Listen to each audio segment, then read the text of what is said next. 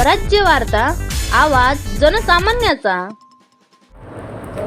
नमस्कार सर, जय गुरुदेव. जय गुरुदेव. आपण जलधारा प्रकल्पाचे एक भाग्यविधाते आणि परतूर महिला विधानसभेच्या ज्या काही नुकत्याच निवडणुका ज्या आहेत तर या राज्यामध्ये लागलेल्या आहेत आणि अशातच आपण एक परतूर आणि मंठा या विधानसभेचं जे की या विधानसभा क्षेत्रामध्ये परतूर, मंठा आणि जालना येथील काही जे तालुक्यातीलही गावं या ठिकाणी येतात आणि 359 बूथ जे आहेत तर या मतदारसंघामध्ये आहेत. आपला या मतदारसंघामध्ये अत्यंत म्हणजे चांगला गाढा अभ्यास आहे आणि आपण जी काही ही 2024ची जी निवडणूक आहे, एक विधानसभेची निवडणूक आपण जी आहे तर म्हणजे का लढवावी असं आपल्याला वाटतं आणि आपला थोडासा आमच्या सगळ्या ऑडियन्सला आपण थोडासा आपला परिचय जे आहे, आपलं शिक्षण काय आहे तर हे थोडंसं आपण. नमस्कार, जय गुरुदेव, जय जिजाऊ, जय शिवराय. माझं नाव आहे प्राध्यापक डॉक्टर पुरुषोत्तम मायाळ. मी वाटूर या गावचा रहिवासी आहे आणि मी मागच्या 30 वर्षापासून लाल बहादूर शास्त्री सिनियर कॉलेजमध्ये प्रोफेसर या पदावर कार्यरत आहे.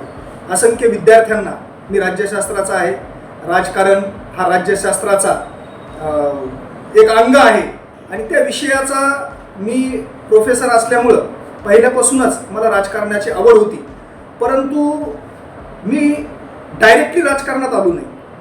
मी मागच्या 2007ला आर्ट ऑफ लिव्हिंगचे प्रणेते सद्गुरू श्री रविशंकरजी यांच्याबरोबर जुडलो आणि तेव्हापासून मी ठरवलं की सामाजिक क्षेत्रात अगोदर आपण काम करू, कारण राजकारण आणि समाजकारण हे एका नाण्याच्या दोन बाजू आहेत.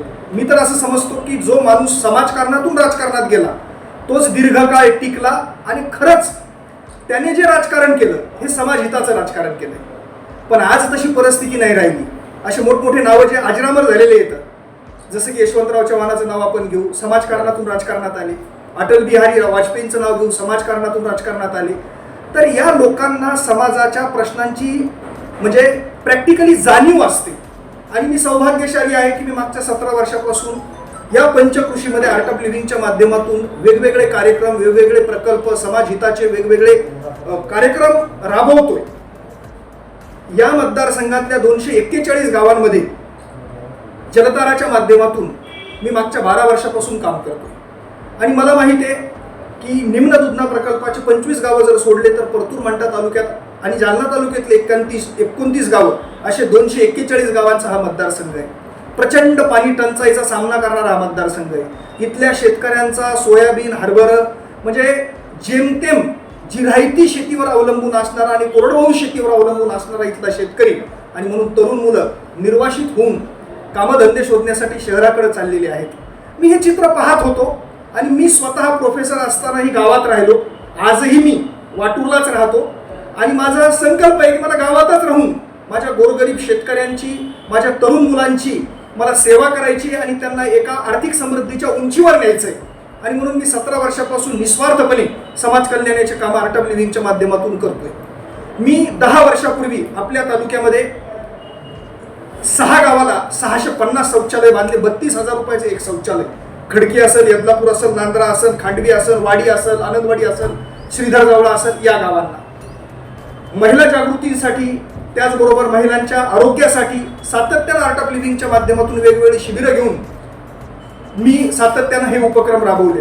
विशेष करून तरुण मुलं जे आहेत की ज्यांच्या हाताला काम नाही, रोजगार नाही, डोकं रिकामं, हात रिकामे आणि मग हे तरुण व्यसनाच्या दलदलीत फसतात, यांच्यासाठी मी युवक नेतृत्व प्रशिक्षण कार्यक्रमाच्या माध्यमातून असंख्य शिबिरं चालवले. मी अभिमानानं सांगतो 5 ते 6 हजार या तालुक्यातल्या 241 गावातल्या तरुणांना मी हे प्रशिक्षण दिलं. मी म्हणणार नाही सगळे व्यसनमुक्त झाले, पण त्यातले बहुतांशी 25-30% मुलं व्यसनमुक्त झाले, स्वतःच्या पायावर उभा टाकले. आणि मग मला वाटत होतं की शेतकऱ्यांची आर्थिक समृद्धी वाढण्यासाठी आपण काहीतरी करावं आणि मग मी जलसंधारणाचे उपक्रम सुरू केले. जलयुक्त शिवार अभियानामध्ये मी 148 गावात प्रबोधनाचं काम केलं, नाले खोलीकरण, रुंदीकरणाचं काम केलं. त्याचबरोबर त्यानंतर मी पाणलोट विकासाचं काम हाती घेतलं. माथा ते पायता शंभू महादेवांच्या डोंगर रांगावर 3 वर्ष मी हजारो लोकांना शनिवार रविवार घेऊन जाऊन तिथं श्रमदान केले आणि पांगरी, गोसावी, कटाळा खुर्द, कटाळा बुद्रुक, वाई, यदलापूर, गुळखंड, बोसा, शंभू, सावरगाव, बोरगाव या सगळ्या गावातल्या लोकांना सोबत घेऊन 3 वर्ष आम्ही पाण्यावर काम केलं आणि आज गाव ही पाणीदार बनले. हजारातला शेतकरी लाखात गेलाय. तरुण मुलं शहरं सोडून परत शेतीकडे आले आणि मी स्वतः संशोधित केलेली 2020ला जलतारा नावाची प्रक्रिया मी माझ्या स्वतःच्या गावापासून, माझ्या शेतापासून सुरू करून मंठा तालुक्यातले पळसखेडा, मेसखेडा, झाटखेडा, पिंपरखेडा या गावाला केली. नंतर 50 गावं केले, 84 केले आणि आज मी तिला परतूर, मंठा आणि जालना तालुक्यातल्या 241 गावांपैकी 181 गावामध्ये मी जलताराचे 86,500 शोषखड्ड्यांचं काम आम्ही केलं. 30 मशीन, JCB मशीन दरवर्षी चालतात. सरकारचा एक उपाय नाही, कुठल्या राजकीय लोकांची याला मदत नाही. सगळं हे आर्ट ऑफ लिव्हिंग संस्थेच्या माध्यमातून, CSR फंडाच्या माध्यमातून माझ्या तालुक्यातल्या शेतकऱ्यांना पाणीदार करणं, गावं पाणीदार करणं आणि त्यांचं उत्पन्न लाखामध्ये नेऊन त्यांना आर्थिक समृद्ध करण्याचं काम दिवस रात्र निस्वार्थपणे करत आहे. या प्रकल्पावर 100 मुलं पगारी बेसिसवर 18,18, 20-20 हजार रुपये पगार देऊन आपल्याच पंचकृषीतले शिरसगावचे मुलं आहेत माझ्याकडं, खांडवीतले मुलं आहेत माझ्याकडं, वाडीतले मुलं आहेत माझ्याकडं, पिंपरुळ्याचा मुलगा आहे माझ्याकडं, साखळगावचा मुलगा आहे माझ्याकडं, जयपूरचे मुलं आहेत माझ्याकडं. ह्या सगळ्या गावागावातले सुशिक्षित बेरोजगार मुलांना आम्ही याच्यावर रोजगार दिला आणि त्यांना समृद्धतेकडे नेलं. असे वेगवेगळे उपक्रम या 17 वर्षामध्ये मी या तालुक्यातल्या प्रत्येक वर्गांसाठी करण्याचं माझा संकल्प आहे आणि मी करून दाखवलं हे. आणि म्हणून आज तुम्हाला मी सांगतो की परत राजसत्तेमध्ये जाऊन, आज माझ्याकडे कुठलं पद नाही आहे तरी पण मी हे काम करतोय आणि मला त्याबद्दल खूप समाधान आहे.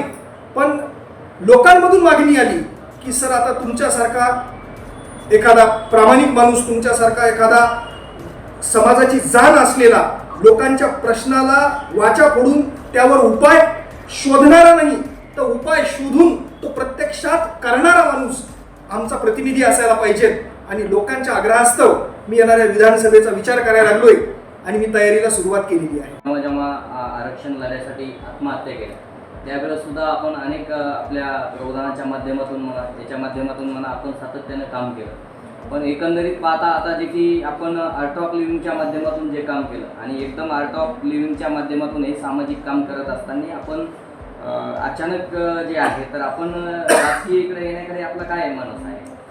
मी आता सांगितलं तुम्हाला, मी हे जे काही काम करत असताना मी प्रत्येक 15 वर्षाच्या प्रत्येक उन्हाळ्यामध्ये 4 महिने लोकांच्या शेतात, गोठ्यावर JCB मशीन घेऊन, मुलांना घेऊन जलसंधारणाचे कामं करतो. आणि त्या शेतकऱ्यांच्या जीवनामध्ये एका वर्षामध्ये आमूलाग्र बदल झाला. ज्या गावाला टँकर यायचं ते टँकर बंद झालं. ज्या शेतकऱ्यांच्या विहिरीच्या मोटरा 2 घंटे चालायच्या ते आता 24 घंटे चालत आहेत. 2 पिकावरचा शेतकरी 10 पिकावर गेला, हजारातला शेतकरी लाखात गेला. आणि मग ते शेतकरी स्वतः म्हणू लागले की अरे काय निस्वार्थ माणूस आहे, आपण त्याच्याकडे कधी गेलो नाही, ग्रामपंचायतचा ठराव कधी वायाळ सरांना दिला नाही की आमच्या गावाची निवड या जलतारा प्रक्रियेमध्ये करा. स्वतः ते त्यांचे मुलं घेऊन आले, स्वतः JCB घेऊन आले, स्वतः काम करतायत. आपल्याला त्यांनी पाणीदार बनवलंय, आपलं आर्थिक उत्पन्न त्यांनी वाढवलंय. आणि मग अशा लोकांनी स्वतः आम्हाला आग्रह केला, इमानदारीला प्रामाणिकपणे सांगतो की सर आता तुमच्यासारखा प्रतिनिधी आम्हाला पाहिजे. आणि मग मी सामाजिक व्यासपीठावरून काम करणारा माणूस आहे. आदरणीय मराठा संघर्ष योद्धा मनोजदादा जरांगे पाटील हे पण मागच्या 19 वर्षापासून मी त्यांना ओळखून आहे. कारण मी त्या भागामध्ये पण प्रचंड शिबिरे घेतले. तीर्थपुरी, त्यानंतर मुरमा असेल, भायगावान असेल, गुंगर्डे हदगाव असेल, एकलायरा असेल, रामकृष्णनगर असेल, या भागात मी खूप शिबिरे घेतले. म्हणून मी जरांगे पाटलांना ओळखून आहे. त्यांनी पण सामाजिक व्यासपीठावरून आरक्षणाचा लढा लढला. आणि मग कुठं ना कुठंतरी सामाजिक क्षेत्रामध्ये चळवळीमध्ये काम करणारे ते असल्यामुळं मला त्यांचे विचार, मला त्यांची कार्यप्रणाली खूप आवडली. आणि मग मी ठरवलं की या त्या पक्षाची उमेदवारी मागण्यापेक्षा आपण या मुवमेंटमध्ये आहेत.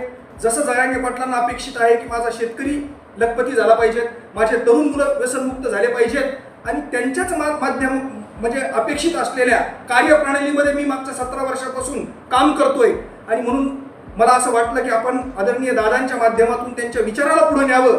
आणि मग लोकांच्या आग्रहास्तव मी ठरवलं की सामाजिक क्षेत्रामध्ये काम करत असताना आपण हे काम करतोय, पण खऱ्या अर्थानं लोकशाही प्रणालीमध्ये राजसत्ता ही निर्णय प्रक्रियेची म्हणजे व्यासपीठ आहे. याच्यामध्ये जर आपण गेलो तर आपल्या तालुक्यामध्ये आणखी मोठ्या प्रमाणावर आपण चांगलं काम करू शकू.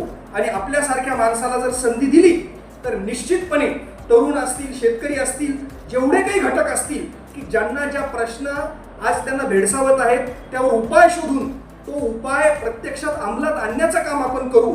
आणि म्हणून मी दादांना विनंती केली की दादा मला संधी द्या, मी निश्चितपणे तुमच्या विचारांना आणि मी करत असलेल्या कामांना दोन्हींना जोड देऊन आपण परतूर मंठा तालुका आणि तुमचे विचार हे जगभरापर्यंत पोहोचूया. म्हणून सामाजिक क्षेत्रात काम करून खऱ्या अर्थानं लोकशाहीच्या निर्णय प्रक्रियेच्या व्यासपीठावर येण्याचा निर्णय मी घेतला आणि मला आत्मविश्वास आहे की लोक मला याच्यात सहकार्य करतील, दादा मला संधी देतील आणि निश्चित मी परतूर मंठा तालुक्याचा कायापालट करेन. परतूर मंठा विधानसभेचे आपण जर आमदार जर जनता जनार्दनाच्या जर आपण आशीर्वादाने जर झालेच जर तर जनता आता आपल्यासोबत आहे, आपल्याला आशीर्वाद आहे. आपण सामाजिक सांस्कृतिक शैक्षणिक क्षेत्रातही आपण या मतदारसंघामध्ये मोठ्या प्रमाणावरती आपण काम केलेलं आहे. जलताराच्या माध्यमातून जे सुशिक्षित बेरोजगार जे काही तरुण आहेत यांच्या हाताला या मतदारसंघामध्ये जेव्हा काम नव्हतं, आदरणीय प्रकल्प संचालक जलताराचे पुरुषोत्तमजी वायर सर यांनी त्या तरुणांच्या हाताला काम दिलं आणि एक आपण या आमदार म्हणून या मतदारसंघाचे एक जर आपण निवडून जर आले तर सगळ्यात पहिलं काम आपण या मतदारसंघासाठी काय करणार आहात? नाही, माझा तर अजेंडा काय? अजेंडा माझा तुम्हाला मी सांगतो ठरलेला आहे की सगळ्यात महत्त्वाची गोष्ट, गावात राहणारा प्रत्येक व्यक्ती, त्याला कुठली जात नाही पात नाही, त्याचं एकच जात आणि एकच त्याचा धर्म आहे, तो म्हणजे शेती. या शेतकऱ्यांना आर्थिक समृद्ध करणं. कारण मी मागच्या 17 वर्षापासून गावात काम करतोय, मला माहिती आहे ज्या गावात तीव्र पाणी टंचाई आहे त्या गावात सगळे प्रश्न आहेत. कारण तो कोरडवाहू शेतकरी असतो, तो राहणीमान त्याचं, तो घर पण बांधू शकत नाही, मुलांना चांगल्या दर्जाचं शिक्षण पण देऊ शकत नाही. माझा पहिला अजेंडा असेल प्रत्येक गाव पाणीदार करणं, शेतकऱ्यांच्या शेतीला बारमाही पाणी उपलब्ध करून देणं. आणि माझ्याकडे तो फॉर्म्युला मी तो करून दाखवलाय. जलताराच्या माध्यमातून टँकरमुक्त गावं केलेत आम्ही आणि 12 महिने पाणीदार गावं बनवलेत. या वर्षी आम्ही खांडवीला काम केलंय. 3 वर्षापासून कोरड्या विहिरी आज 70 फूट भरलेल्या आहेत. जिथं जिथं रानं चिबडत होते 1 इंच रान चिबडलेलं नाहीये. ही टेक्निक आज नासा या टेक्निकला स्वीकारते जलताराला. आता येणाऱ्या 4 महिन्यात मला अमेरिकेला असं मी आमंत्रित केलेलं आहे.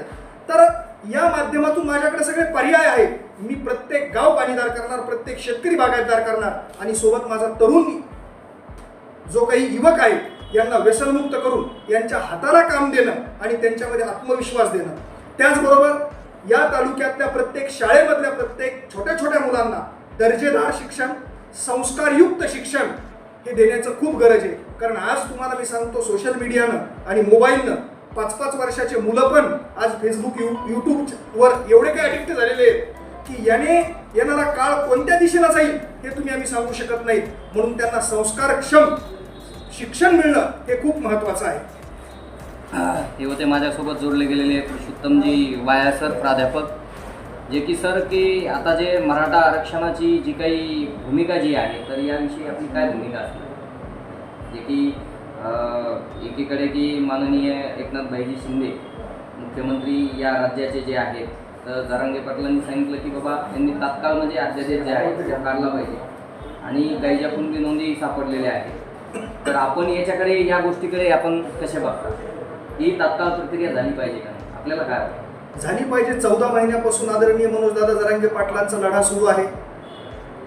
सगळ्या समाजाला त्यांनी एका व्यासपीठावर आणलेलं आहे. ते पहिल्यापासून मागणी करतायत की सरकारनं आमचा गांभीर्यानं विचार करावा. आता बऱ्याच कुणबी नोंदी आपल्याला जरांगे पाटलाच्या लढ्यामुळं, त्यांच्या प्रयत्नामुळं, त्यांच्या आशीर्वादामुळं आपल्याला मिळालेले आहेत आणि पुढेही तो लढा अखंडपणे चालूच राहणार आहे. आता सध्या तर आचारसंहिता लागलेली, निवडणुकीचे वारे वाहत आहेत. जरांगे पाटलांची पण इच्छा नव्हती राजकारणात यावं म्हणून, पण कुठं ना कुठं तरी हा लढा पुन्हा आणखीन ते पहिल्यापासून मागणी करतायत की सरकारनं आमचा गांभीर्यानं विचार करावा. आता बऱ्याच कुणबी नोंदी आपल्याला जरांगे पाटलाच्या लढ्यामुळं, त्यांच्या प्रयत्नामुळं, त्यांच्या आशीर्वादामुळं आपल्याला मिळालेले आहेत आणि पुढेही तो लढा अखंडपणे चालूच राहणार आहे. आता सध्या तर आचारसंहिता लागलेली, निवडणुकीचे वारे वाहत आहेत.